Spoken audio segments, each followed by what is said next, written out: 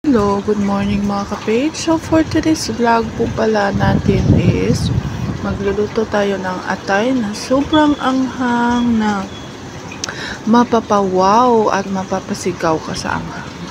O si hi pala sa aking asawa, dumaan at kumuha lang ng tubig at saka ginulat pala ako. Yan ako, ganyan po ginagawa niya guys. Kapag nasa kusina ako, ginugulat ako kasi magugulat din ng lola nyo guys. Kasi siguro sa tumatanda na tayo, so ayun, gulat na gulat siya rin. So ayan, luto na tayo ng atay guys. Nalagyan na natin ng mga mikos-mikos dyan. So ayan po yung ating niluto today kasi yan po ang request ng aking my loves. So magluto daw ako ng atay palagi. So atay is life po para sa kanya guys. So ayan, yan po ang yung chili sauce natin guys. So kailangan natin ramihan ng sauce guys para anghang na anghang talaga siya. As in sobrang anghang. Mapapasigaw ka ng wow.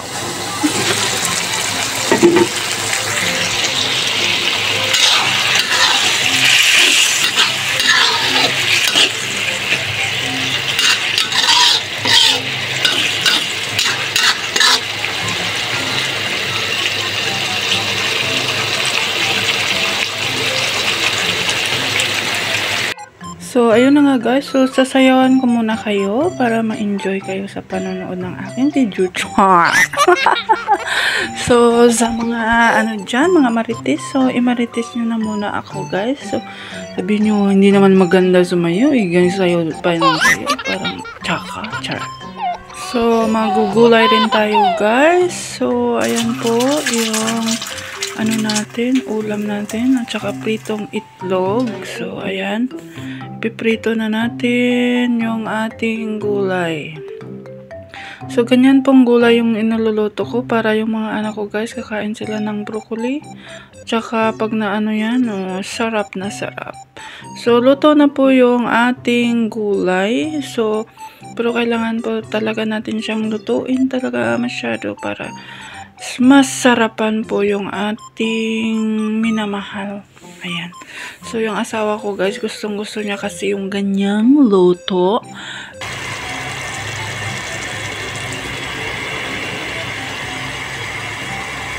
Ng pala, sili. So, ayan na po yung aking ulam. So, nag-noodles lang pala ako dyan. So, after that, nag-fold pala tayo dito ng mga damit kasi ang dami kong labahin, ang dami kong kailangang i-fold ng mga damit. So, ayan pa, cellphone pa ang lola nyo, o diba? Kunwari, busy, char. So, yung asawa ko pala tulog siya dyan, at saka, so, nandito ako sa kabilang kwarto kasi pag dito kasi ako guys, pwede ako mag-vlog at saka pwede akong makipag-usap kay baby kasi nga, hindi niya maririnig yung usapan namin doon sa kwarto. So, ayan na guys. So, nilagay ko nga pala sa bintana yung para kitang-kita nyo yung mukha kong haggard today. So, diba? So, ayan na guys, diba? Ang ganda ng lola nyo. Char. Ang kapal ng mooks. O, diba? So, ayan. Pag 5 kasi kayo sa bahay, guys, ang dami nyong labahin. Ang dami mong i-fold na mga damit. So, after that, gabi, guys. So, nag-market muna ang lola mo.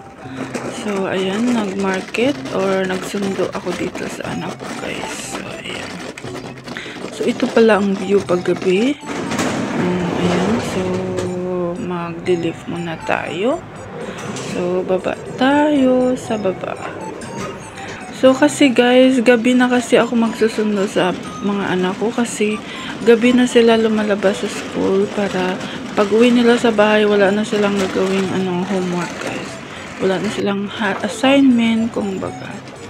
So, kailangan pag nasa school sila hanggang gabi kasi yun guys, 6:20 nasa school at saka yun po yung uwi nila.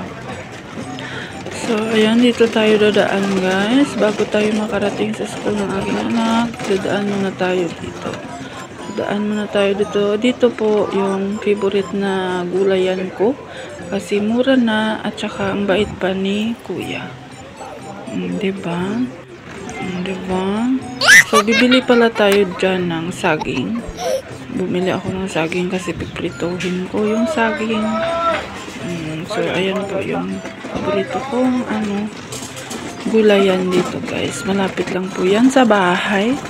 So, lakad-lakad muna tayo. So, nandito na tayo sa school.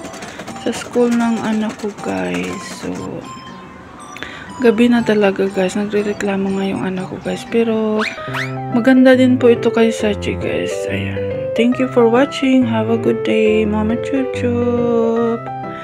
Please like, share, and comment down below kung nagustuhan niyo po ang aming video.